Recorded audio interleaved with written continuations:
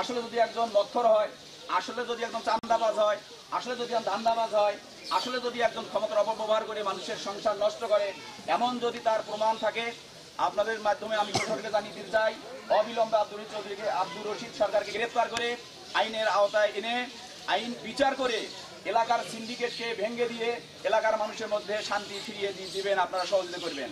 তারা এখন বর্তমান যখন মাহবুব আলম চৌধুরী এই প্রতিষ্ঠানে আসার পরে তাদের খাওয়ান খাদ্য সব বন্ধ হয়ে যায়, তারা খাইতে পারে না। আর সেই সুযোগে তারা এখন বর্তমান গতকাল তারা মানববন্ধন করেছে যে মিথ্যা মাহবুব আলম চৌধুরীকে এখান থেকে পদত্যাগ করতে হবে। তারা বলেছে ওদের উপর যদি নির্যাতন করে তাহলে এটা তো মানববন্ধনের মাধ্যমে কোনো আইনের আওতায় পড়ে না। এটা হচ্ছে উপজেলায় যেতে হবে, টিও স্যারের অভিযোগ করতে হবে, জেলা প্রশাসনের অভিযোগ করতে হবে। কিন্তু ওনারা এটা না করে মানববন্ধন করছে। এটা একটা ওনাদের মানে মিথ্যাচার চালাইছে প্রধান শিক্ষকের উপরে।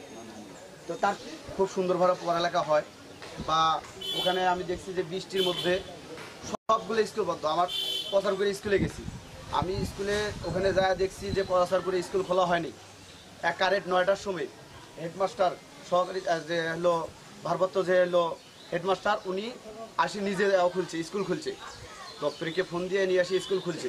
স্কুল খুলে উনি নিজে ক্লাসে বসে এবং যে মাস্টারগুলো ছিল তাদেরকেও ফোন দিয়ে নিয়ে আসছে, এই বৃষ্টির মধ্যেও ক্লাস চালাইছে।